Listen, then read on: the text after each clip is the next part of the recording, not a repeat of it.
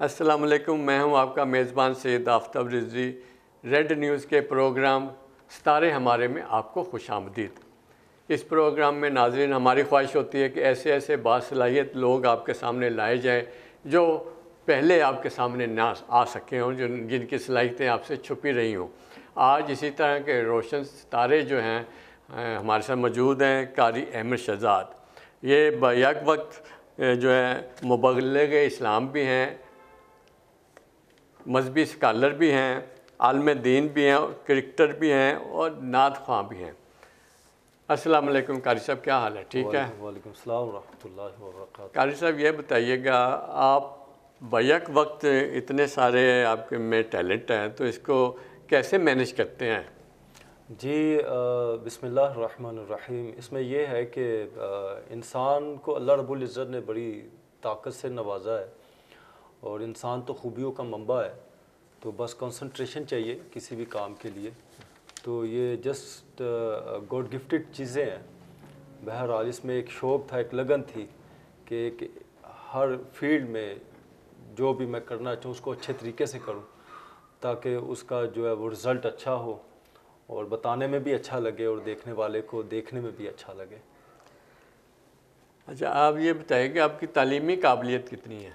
تعلیمی قابلیت الحمدللہ، چونکہ میں 2006 میں مجھے افریقہ جانے کا اتفاق ہوا، اور میں ابھی جو ہے وہ جامعہ سے درس نظامی کر رہا ہوں، وہ اور ساتھ یونیورسٹی سے میں فقہ میں اسپیشلائزیشن کر رہا ہوں، ماسٹرز کر رہا ہوں۔ ماشاء اللہ ماشاء اللہ۔ اچھا یہ بتائیے گا کہ انٹرنیشنل کرکٹ آپ نے کرکٹ کیسے کھیلی آپ نے؟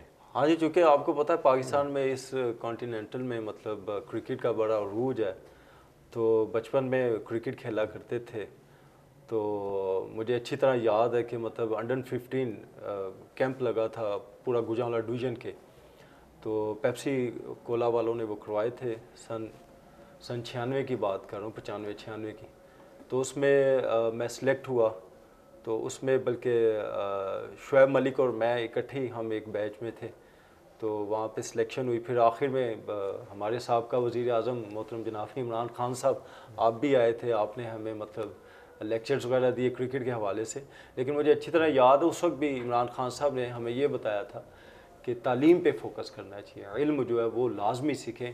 جب آپ ایک اچھے علم اور دانائی کے ساتھ کرکٹ کو کھیلیں گے تو you can perform very well. اچھا یہ بتائیے کہ نعت کوئی آپ نے کب سے شروع کی؟ نعت بھی چونکہ شوق تھا گنگنانے کا، تو اس کا رخ نعت شریف میں آ گیا، تلاوت میں، نعت میں، بینگا مسلم جو ہے ایک مسلمان ہونے کی حیثیت سے، تو پھر اس کی باقاعدہ میں نے مطلب کلاسیں وغیرہ بھی لی لاہور جا کے۔ میرے ایک استاد تھے محترم ڈاکٹر صاحب، ان کے آگے استاد تھے محترم جناب استاد نصرت فتح علی خان صاحب رحمۃ اللہ علیہ۔ اس حساب سے نصرت فتح علی خان صاحب آپ میرے دادا استاد بھی ہیں، تو ان سے بھی تھوڑا سا راگ وغیرہ سیکھے، کچھ بیسکس جو ہیں وہ سیکھے۔ ملاقات ہوئی آپ کی نصرت؟ ہاں جی، زیارت ہوئی ہے ان کی جب وہ آخری ایام میں تھے نا، اچھا، تو وہاں پہ لاہور آپ سے ملاقات ہوئی تھی، آپ جب کڈنی کے پرابلم میں آپ مبتلا تھے، نصرت فتح علی خان صاحب رحمۃ اللہ علیہ، تو ان سے پھر ان کی ملاقات بھی میری ہوئی، زیارت بھی ہوئی۔ میں تو زیارت کا ہی لفظ استعمال کروں گا کہ ایک بہت پیاری اور معتبر شخصیت تھی ہماری ملک عظیم پاکستان کی، گائیکی کی دنیا میں بہت بڑا نام ہے ان کا۔ تو پھر میں نے مطلب نعت کو باقاعدہ پھر اس کو گنگنانا شروع کیا، سیکھنا شروع کیا۔ تو ہمارے ناظرین کوئی نعت یا ہم سنا دیں گے؟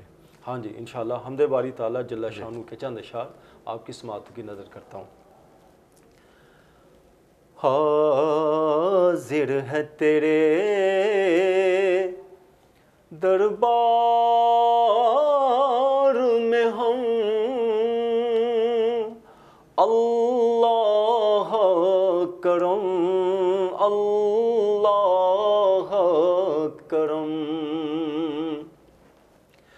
دیتی ہے صدا یہ چشم نم، اللہ کرم اللہ کرم، دیتی ہے صدائے چشم نم اللہ کرم اللہ کرم. جن لوگوں پہ ہے انعام تیرا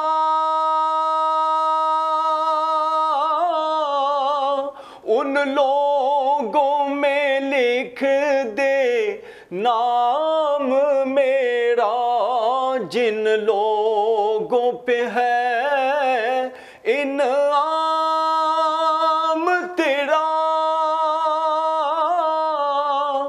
ان لوگوں میں لکھ دے نام میرا. ان لوگوں میں لکھ دے نام میرا. محشر میں میرا رہ جائے بھرم اللہ کرم اللہ کرم. محشر میں میرا رہ جائے بھرم اللہ کرم اللہ کرم. میری آنے والی سب نسلیں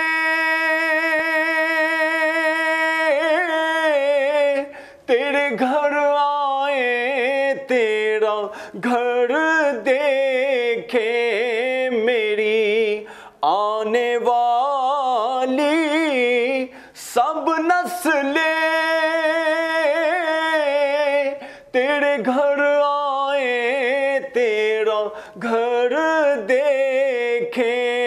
تیرے گھر آئیں تیرا گھر دیکھے. اسباب ہوں ان کو ایسے بہم اللہ کرم اللہ کرم. حاضر ہیں تیرے دربار میں ہم اللہ کرم اللہ کرم. ماشاءاللہ ماشاءاللہ جزاک اللہ. بہت خوبصورت آواز ہے. یہ بتائیے گا قرأت بھی کرتے ہیں اس کے استاد کون ہیں؟ جی یہاں پہ گوجرانوالا کے بڑے پیارے استاذ ہیں قاری سلیم صاحب. ان سے ماشاءاللہ سیکھا جامعہ عربیہ سے. پھر مصر کے چونکہ افریقہ میں رہا ہوں وہاں سے کچھ شیوخ تھے قراء حضرات ماشاءاللہ انٹرنیشنل لیول پہ ان کا ایک مقام حیثیت ہے اور تلاوت کی دنیا میں بڑا ان کا ایک معزز اور محترم مقام ہے. تو ان سے بھی ماشاءاللہ سیکھنے کا شرف. مصر میں کتنا عرصہ کیا؟ مصر میں تو نہیں تھا میں چونکہ افریقہ میں میری ان سے ملاقات ہوئی ہے. چونکہ افریقہ میں آتے رہتے ہیں تو اس لیے پھر وہاں پہ افریقہ یوگنڈا کی بات کر رہا ہوں وہاں سے پھر ان سے مزید میں نے. اچھا کرکٹ کے حوالے سے آپ نے ذکر تو کیا ہے تو تھوڑی سی تفصیل نہیں بتائی کیونکہ کرکٹ کھیلتے رہے ہیں آپ نے اس کی پریکٹس کرتے رہے ہیں کچھ وہاں پہ کون سے کرکٹ میچ کھیلنے تھے آپ؟ ہاں جی چونکہ میں جب ایسٹ افریقہ یوگنڈا میں گیا تو بینگ اے پریچر گیا تھا میں وہاں پہ قرآن مجید پڑھانے کے لیے. مجھے پاکستان ایسوسی ایشن ایسٹ افریقہ یوگنڈا نے کال کی تھی مجھے. میرا نام سلیکٹ ہوا اور ہر ایک کو شوق ہوتا ہے باہر جانے کا. تو الحمدللہ مجھے توفیق ملی 2006 میں. تو میں گیا تو وہاں پہ ایک جگہ مجھے پرے کے لیے انہوں نے بلایا تو میں گیا تو دیکھا بڑا آؤٹ کلاس وہاں پہ ریسٹورنٹ تھا. نیچے گراؤنڈ تھی کرکٹ گراؤنڈ تھی اور بڑی خوبصورت. اور آپ کو پتہ ہے کہ جیسے افریقہ کے جنگلات اس کا سبزہ بڑا فیمس ہے آل اوور دا ورلڈ. تو اوپر سے ویو بھی بڑا زبردست کرکٹ کا تو گراؤنڈ کا. تو میں نے وہ محترم سے کہا کہ یار یہ تو مطلب یہاں پہ کرکٹ بھی کھیلتے ہیں یہ لوگ. تو انہوں نے کہا جی ہاں جی حضرت یہ تو کھیلتے ہیں. تو دعا کے بعد تھوڑا سا لیکچر وہاں پہ دینا تھا ان کو دیا. ماشاءاللہ کچھ لوگ تھے وہاں پہ فارنرز بھی تھے پاکستانی بھی تھے انڈینز بھی تھے جیسے ہوتا ہے باہر کے ممالک میں. تو ان کو لیکچر دینے کے بعد دعا کرنے کے بعد میں نیچے گراؤنڈ میں آ گیا ان کے ساتھ. تو کچھ لوکلز جو تھے Africans they were doing practice there. تو وہ پرانے وہ جراثیم کرکٹ کے جو تھے وہ پھر ہوئے، تو میں نے وہ بال پکڑا تو کیا، 1-2 بالیں کر دی تو بال موو ہوا، چونکہ بڑا اچھا اس کی اسپیڈ بھی اچھی تھی. تو they were shocked and they told me you have to join this season from us. تو میں نے کہا کہ no I can't play because since time I am not playing.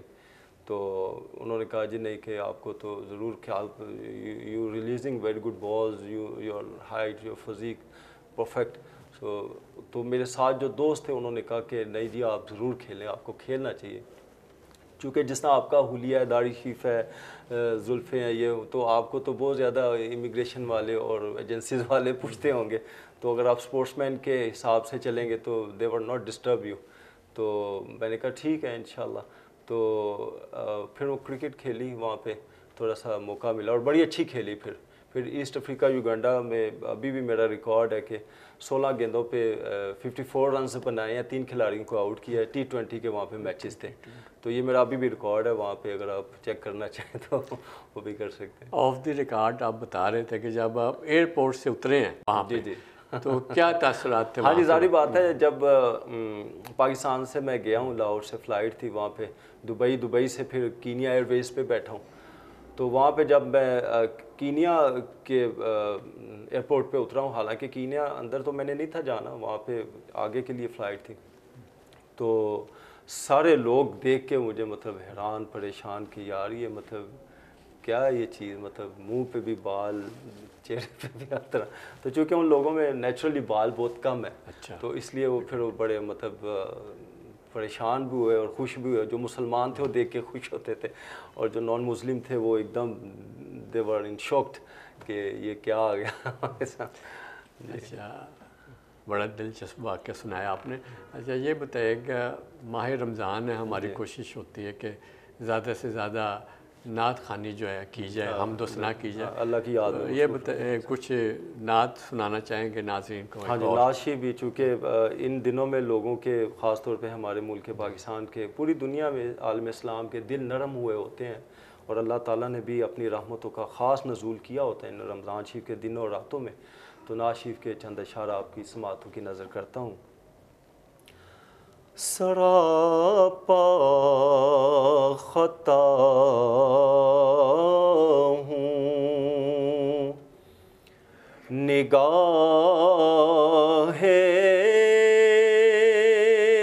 کرم ہو،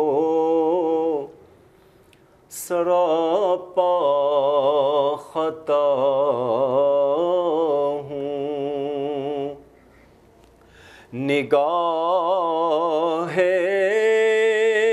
کرم ہو، میں سب سے برا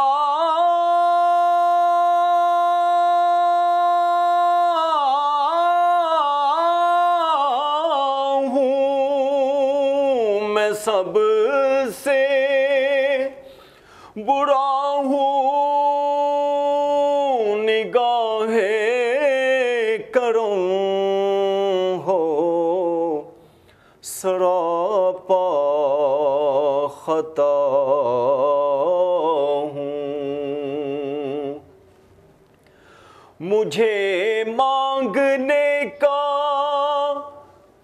سلیقہ نہیں ہے،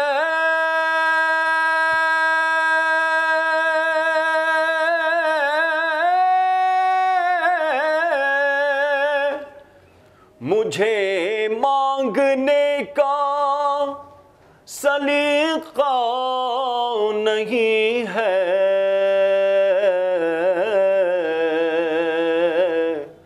مگر مانگتا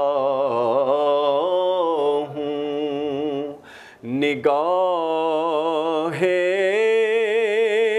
کرم ہو، میں سب سے برا ہوں،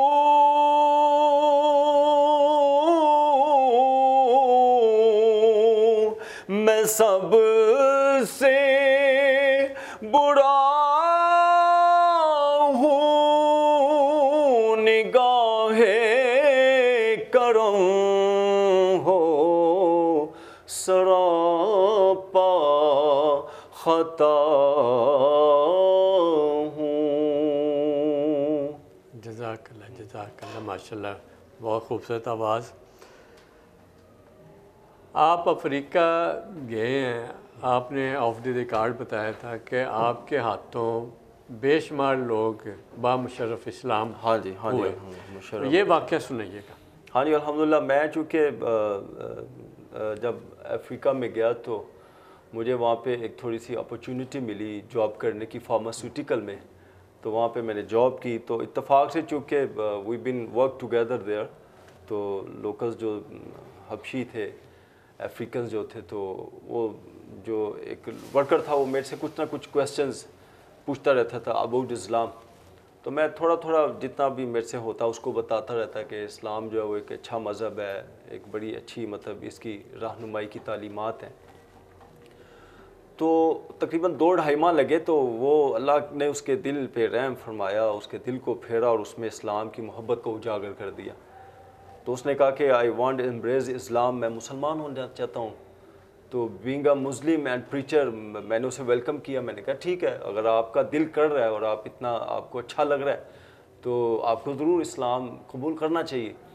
تو اس کا جان اس کا نام تھا، اور اس کو میں نے جو ہے پھر وہ غسل کروایا، اس کو نئے کپڑے دلوائے اور اس کو کلمہ پڑھایا، اور اس کی خوشی کے ساتھ، اور میں نے اپنی چاہت کے ساتھ، چونکہ حدیثی میں بھی عبداللہ کا نام بڑا اللہ کو پسند ہے، تو اس کا نام عبداللہ رکھا. تو اس پہ وہ پھر مسلمان ہو گیا. میری بڑی اچھی جاب تھی، تو پھر وہ آپ کو پتہ کہ لیگ پولنگز ہوتی ہیں، بیک بائٹنگ میرے متعلق شروع ہوگی کہ یہ تو یہاں پہ لوگوں کو مسلمان کرنا شروع کر دیا ہے، کرسچنز گورنمنٹ ہے تو could be danger for us، تو اس میں مسائل ہو سکتے ہیں. تو وہاں کے جو آنرز تھے انہوں نے کہا جی کہ آپ کو نہیں تھا اس طرح کرنا چاہیے، بلا بلا بلا. تو میں نے کہا جی میں تو مطلب مجھے ایسا نہیں لگا کہ میں مطلب اسے انکار کرتا. تو بہرحال وہ اپنی مرضی سے مسلمان ہوا ہے تو یہ تو اچھی بات ہے. تو انہوں نے کہا نہیں جی یہ آپ نے اچھا نہیں کیا، یہ مناسب نہیں. پردیس میں ہم نے بڑی انویسٹمنٹس کی ہوتی ہیں، بہت ساری پرابلمز آ سکتی ہیں ہمارے لیے، تو آپ نے تو اپنا چھوٹا سا بیگ اٹھانا اور چلے جانا، تو ہم نے تو بہت ہیوی انویسٹمنٹ کی ہوئی ہے. تو پھر میں نے وہاں پہ ریزائن کر دیا. تو پھر میں نے خود جو ہے وہاں پہ کام کیا، وہاں پہ محنت کی، اسٹرگل کی، جسٹ سیک فار اللہ. تو اللہ تعالیٰ نے پھر ایک وقت آیا کہ ماشاءاللہ تقریباً 4000 غیر مسلموں کو میں نے الحمدللہ مشرف با اسلام کیا، مسلمان کیا، اور ان کی باقاعدہ خالی مسلمان کر کے چھوڑ نہیں دیا. I spend there over there like 10 years. میں نے وہاں پہ گزارے مسلسل. ان کی پھر تعلیم و تربیت کی. ان کو جو ہے نا وہ جو اسلام کا جو حسن ہے وہ ہے اخلاقیات. رسول اللہ صلی اللہ علیہ وسلم نے فرمایا کہ میں تمہارے اخلاق ٹھیک کرنے آیا ہوں. تو ان کو جو بیسکس ہے کہ ایک دوسرے کے مینرز، ایک دوسرے کا خیال، احساس، پیار، محبت، چاہت، وہ تعلیم ان کو خاص طور پہ میں نے دی. اور پھر بڑا وہاں پہ اللہ تعالیٰ نے کرم کیا. وہاں پہ ایک ماشاءاللہ ایک ماسک بھی بنائی ہے، اسلامک اسکول بھی ہے، مدرسہ تو نہیں وہاں پہ کہتے، اسلامک اسکول ہے، جامع مسجد المجدد، ایسٹ افریقہ یوگنڈا. وہاں پہ ماشاءاللہ مسجد کا نام رکھا ہوا ہے. وہاں پہ اب تو وہ جن کو میں نے مسلمان کیا تھا انہوں نے آگے ماشاءاللہ آگے کافی. ویسے آپ کے ہاتھوں کتنے؟ تقریباً 4000 مسلمان ہوئے. تو وہاں کیا کمی محسوس کی کہ وہاں تبلیغ اسلام کی کمی تھی؟ کوئی وہاں پریچر نہیں تھا؟ کیا مسئلہ؟ نہیں، پریچرز تو ہیں، especially Christians. They used to come over there and they are preaching about Christianity, and وہ لوگوں کو مالی طور پہ اور ہر طرح سے اکوموڈیٹ کرنے کی کوشش کرتے ہیں. اس میں یہ ہے کہ چونکہ اسلام جو وہ فطرت کے مطابق ہے، ہر چیز اپنی اصل کی طرف لوٹ کے آتی ہے. تو جب اسلام میں ہر ایک کو رسول اللہ صلی اللہ علیہ وسلم نے فرمایا کہ بڑوں کا ادب کرو، چھوٹوں سے محبت کرو، بس یہ اصول لے کے جب میں وہاں پہ چلا تو ان لوگوں نے مطلب بہت زیادہ اپنی چاہتوں کا اظہار کیا، اور وہ اس وجہ سے پھر دار اسلام میں داخل ہوتے گئے. تو وہاں پہ ضرورت تو ہے کیونکہ تھرڈ ورلڈ لیول کنٹری ہے، وہ ہر وقت وہاں پہ ضرورت ہے ان کی حوصلہ افزائی کی، ان کی تعلیم و تربیت کی. اور وہ ان کی ایجنسیز بھی آ کے میرے کراؤڈ کو دیکھا کرتی تھی کہ یہ کیا کر رہا ہے، ہمارے لوگوں کو کیا سکھا رہا ہے، کیا بات کر رہا ہے. تو وہاں پہ جب وہ دیکھتے کہ یہ ہمارے لوگوں کو تعلیم کی بات کر رہا ہے، علم کی بات کر رہا ہے، اور اخلاقیات کی بات کر رہا ہے جو کہ ویل مینرز میں آتی ہیں چیزیں، تو انہیں بھی بڑا اچھا لگتا تھا. گو کہ وہ کراس کویسچن کرتے تھے لیکن انہیں اچھا لگتا تھا اوور آل یہ کہ یہ ایک اچھا بندہ ہے اور ہمارے ملک کے لیے، ہماری قوم کے لیے، ہمارے لوگوں کے لیے ایک اچھا جذبہ رکھتا ہے۔ آخر میں ناظرین کو کوئی پیغام دینا چاہیں؟ جی پیغام یہی ہے کہ جیسے میں نے ابھی آپ کو آپ کے گوش گزار کیا کہ ہم رسول اللہ صلی اللہ علیہ وسلم کی امت ہیں، ہم ان کے فالورز ہیں، وہ ہمارے آئیڈیل پرسنالٹی ہیں اور اللہ کے حبیب ہیں۔ تو آپ صلی اللہ علیہ وآلہ وسلم نے فرمایا کہ میں تمہارے اخلاق ٹھیک کرنے آیا ہوں۔ جیسا کہ آج کل ملک عظیم اسلامی جمہوریہ پاکستان میں سیاست کا جو پارہ ہے وہ عروج ثریا پہ ہے، تو عوام جو ہے یہاں کے جو باسی ہیں وہ بہت زیادہ ایک دوسرے پہ تنقید کر رہے ہیں، بہت زیادہ بعض اوقات معاذ اللہ میں نے دیکھا گالم گلوچ کرتے ہیں، اپنے لیول سے نیچے آ کے دوسرے کے لیڈر کو وہ باتیں کرتے ہیں۔ ہم رسول اللہ صلی اللہ علیہ وسلم کی امت ہیں، ہمارا مقام بہت بلند ہے اور حضور نے فرمایا کہ میں تمہارے اخلاق ٹھیک کرنے آیا ہوں۔ ٹھیک ہے، اپنی اپنی جو شخصیات ہیں، جو پرسنالٹیز ہیں، ان کو آپ ضرور اپریشیٹ کریں، لیکن دوسرے کی پرسنالٹیز کو، سیاسی شخصیات کو اتنا ڈیمیج نہ کریں اپنی باتوں سے، اپنی گفتگو سے کہ ہم اپنی اصل کو بھول بیٹھیں۔ تو میں یہی گزارش کروں گا کہ اپنے اخلاق کو، اپنے الفاظ کا چناؤ وہ اچھا ہونا چاہیے، اپنے دل میں دوسرے کے لیے جذبہ خیر سگالی ہونا چاہیے اور قوت برداشت ہونی چاہیے، جو کہ حضور کی خوبصورت سنتوں میں سے، مبارک طریقوں میں سے ایک طریقہ ہے کہ آپ بات کو غور سے سنتے تھے۔